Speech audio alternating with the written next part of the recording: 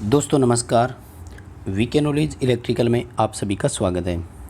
दोस्तों UP are TG2 के exam हो रहे हैं और 15 जुलाई को सेकंड शिफ्ट का जो पेपर हुआ था उसका रिव्यू और एनालिसिस हम इस वीडियो में करने वाले हैं। TG2 इलेक्ट्रीशियन का सेकंड शिफ्ट 15 जुलाई का पेपर कैसा रहा। अगर आपका एग्ज़ाम नहीं हुआ तो आप इस पेपर को ज़रूर देखें ताकि आपको अपने पेपर का थोड़ा सा अंदाज़ा हो जाए कि वो किस तरह का आने वाला है। क्वेश्चंस को देखेंगे तो एनालिसिस भी करेंगे और पता करेंगे कि लेवल कैसा था कंपैरेटिवली बाकी 3 पेपर यानी 14 जुलाई के दोनों और 15 जुलाई की फर्स्ट शिफ्ट के साथ इसका क्या रिलेशन है, यानी उससे ये हार्ड है, इजी है या टफ़ रहा, कैसा क्या था, इस पर बात करेंगे। दोस्तों जैसा कि मैंने आपको बताया पहले भी कि जब पेपर इजी आता है या उसमें क्वेश्चन इजी होते हैं तो वो क्वेश्चन हर स्टूडेंट को याद रहते हैं, लेकिन जैसा कि टफ़ पेपर आता है तो फिर बहुत से स्टूडेंट्स होते हैं जिनको क्वेश्चन याद नहीं रहता। ऑप्शन तो याद रहना दूर की बात, क्वेश्चन की पूरी लैंग्वेज भी प्रॉपर तरीके से हमें याद रहती नहीं है। तो ऐसा ही कुछ 15 जुलाई के सेकंड शिफ्ट वाले एग्ज़ाम में हुआ। कंपैरेटिवली पेपर हार्ड था और कुछ चुनिंदा टॉपिक ऐसे थे जिनमें से कई प्रश्नों को एक साथ उठा दिया। फॉर एग्ज़ाम्पल जैसा कि स्टूडेंट्स ने हमें बताया कि इल्यूमिनेशन वाला जो चैप्टर था यानी प्रदीप्ति वाला चैप्टर, उसमें लगभग 15 से 20 क्वेश्चन दे दिए। अब एक टॉपिक में से 15 से 20 क्वेश्चन देना एक बहुत बड़ी बात होती है। पेपर बनाने वाले को ये थोड़ा सा समझना चाहिए।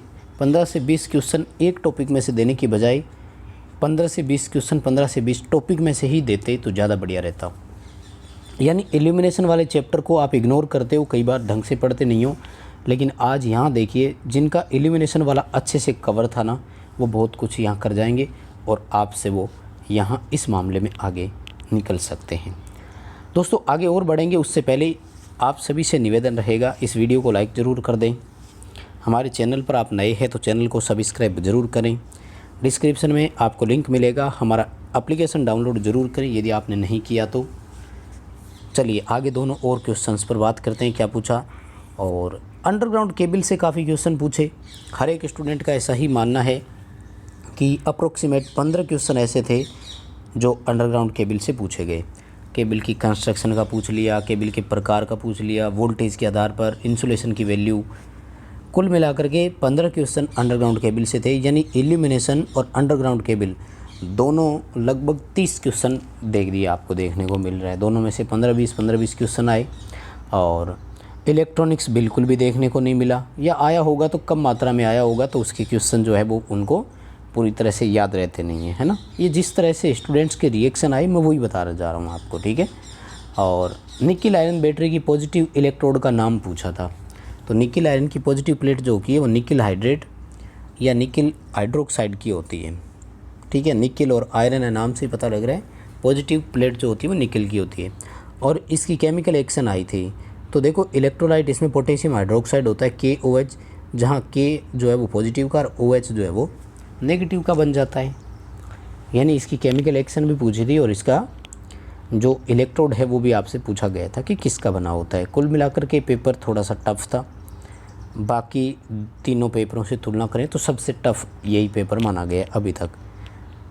और इल्यूमिनेशन के जो लाभ, प्रदीप्ति के नियम होते हैं ना, कितने नियम है? 2 नियम है, लैम्बर्ट का कोसाइन नियम और इनवर्स स्क्वायर लॉ, शायद सभी को याद होगा। व्युत्पन्न वर्ग नियम और लैम्बर्ट का कोसाइन नियम, इस पर 3 सवाल पूछे गए थे, है ना।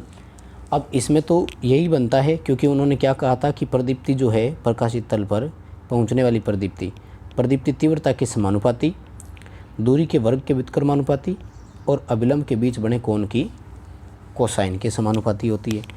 तो यहाँ से तो न्यूमेरिकल पूछ सकते हैं, सबसे ज़्यादा तो न्यूमेरिकल का ही बनता है।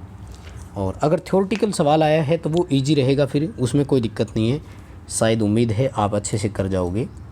पूरी लैंग्वेज क्या थी, टफ़ क्वेश्चन होता है इसलिए याद नहीं रहता है, तो अपन पेपर का एनालिसिस इसी आधार पर करेंगे जिस आधार पर स्टूडेंट्स ने अपन को बताया। इनकेंडिसेंट लैंप कौन कौन से होते हैं? उद्दीप्त लैंप के प्रकार पूछे। देखो उद्दीप्त लैंप कई तरह के होते हैं। वैसे तो कार्बन फिलामेंट लैंप और मेटल फिलामेंट लैंप, धात्विक फिलामेंट लैंप 2 ही प्रकार का होता है। लेकिन अगर डीपली जाएँ तो इसमें और कई प्रकार और भी मिलते हैं अपन को। यानी उद्दीप्त लैंप का सवाल पूछा गया था, तो ये इल्यूमिनेशन वाले चैप्टर में ही हो गया। वैसे एक तरह से मरकरी डिस्चार्ज लैंप का पूछा कि उसमें कौन सी गैस है, तो मरकरी और आर्गन भरी जाती है, मिश्रण है ना, मरकरी होती है प्लस इसके साथ आर्गन होता है। मरकरी वेपर लैंप नाम है तो मरकरी तो होगी और साथ में इसमें आर्गन होता था। और आगे दोस्तों अंडरग्राउंड केबल में लेइंग मेथड पूछा था, यानी बिछाने की विधियाँ जो होती है उसमें ओड आउट पूछा था। ओड आउट मतलब निम्न में से कौन सा केबल बिछाने की विधि नहीं है या केबल बिछाने की विधियों में विषम विधि है, इस तरह से पूछा।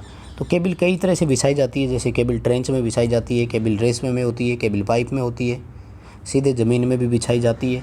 तो इस तरह से सवाल पूछा था। केबल की कंस्ट्रक्शन पर 3 से 4 सवाल पूछे गए। अब कंस्ट्रक्शन क्या होती है कि चालक की कोर कितनी हो सकती है, कोर किस धातु की होती है, उस पर जो आवरण लगता है सीथ वो किसका होता है, आर्मरिंग किसकी होती है, आर्मरिंग का उद्देश्य क्या है ना। इस तरह के छोटे छोटे सवाल आपसे वहाँ पर पूछे जा सकते हैं। फेज सीक्वेंस से 3 न्यूमेरिकल पूछे गए। अब किस तरह के न्यूमेरिकल थे ये तो पूरा जब पेपर मिलेगा अपने को ऑफिशियल आंसर की तब पता लगेगा। बाकी सवाल फेज सीक्वेंस पर भी आए तो फेज सीक्वेंस ईजी होता है, आई थिंक ये सबका आपका हो जाएगा। देखो सवाल पूछा कि RYB है 120 डिग्री जब अल्टरनेटर घूम जाएगा तो उसके बाद फेज सीक्वेंस क्या होगा। देखो अल्टरनेटर 120 डिग्री घूमे, चाहे 240 डिग्री घूमे, चाहे 360 डिग्री घूमे, फेज क्रम कभी नहीं बदलता है, फेज क्रम तो RYB ही रहेगा। हाँ 120 डिग्री घूमने के बाद फेजों की स्थितियाँ चेंज जरूर हो जाएगी। जो शिखर पर था वो आपका शून्य पर आ जाएगा, शून्य वाला शिखर पर पहुंच जाएगा, 1 माइनस में पहुंच जाएगा, है ना। जब भी जैसे अभी R शिखर पर था तो थोड़ी देर बाद Y शिखर पर आ जाएगा। फेजों की स्थितियां जरूर बदलती है लेकिन फेज सीक्वेंस नहीं बदलता है, ध्यान रखना। अगर ऐसा सवाल पूछा गया है तो वही उत्तर करना था आपको सेम, यानी फेज सीक्वेंस में कहीं कोई परिवर्तन नहीं होता है, ये आपको ध्यान रखना था। ट्रांसफार्मर के रेशियो पर 2 न्यूमेरिकल पूछे गए, तो ये तो ईजी है, रेशियो वाला तो कर ही दिया होगा, V2/V1, N2/N1 है ना, और I1/I2, मोस्टली इन 3 रेशियो का ही आता है। तो इस आधार पर तो जितने भी सवाल हुए आई थिंक आपने कर ही दिया होगा। और DC सीरीज मोटर के पैरेलल में शंट रेजिस्टेंस लगा दें तो इसकी स्पीड पर क्या होगा। देखो ये जो DC सीरीज मोटर की फील्ड है और इसके पैरेलल में जो शंट लगाते हैं ना, तो इसी को तो फील्ड डाइवर्टर बोला जाता है। फील्ड डाइवर्टर विधि और कौन सी है, यही तो है। फील्ड के समांतर में रेजिस्टेंस लगाते हैं, कम मान का लगाते हैं तो सारी करंट बाईपास हो गई। फील्ड वाइंडिंग में से चलने की बजाय धारा जो है वो शंट में से चलने लग गई, फील्ड का फ्लक्स कम होगा और गति बढ़ जाएगी, स्पीड जो है वो इंक्रीज होगी। यहाँ पर ये ध्यान रखें, ठीक है ना।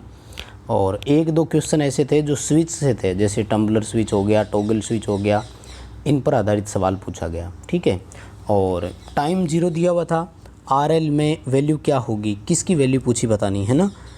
तो देखो इंडक्टेंस में जो टाइम होता है वो L/R से निकलता है, ठीक है, L/R से निकलता है। अब टाइम 0 आने का मतलब है कि इंडक्टेंस का मान 0 है। रेजिस्टेंस 0 होता तो टाइम अनंत आता, है ना। इंडक्टेंस का मान 0 है, सवाल यही हो सकता है। इंडक्टेंस का मान 0 है तो फिर रेजिस्टेंस का मान आप कितना भी समझ सकते हैं, तो समय इसका 0 दिया। यानी इसी तरह के कुल मिलाकर के दोस्तों सवाल थे और निष्कर्ष ये निकलता है कि पेपर हार्ड था, टफ़ था बाकी सभी से। तो अगर आपका पेपर होना बाकी है तो अच्छी तैयारी करके जाएं, आपको भी शुभकामनाएं। इस वीडियो को लाइक ज़रूर कर देना, चैनल पर नए हो तो सब्सक्राइब कर लेना।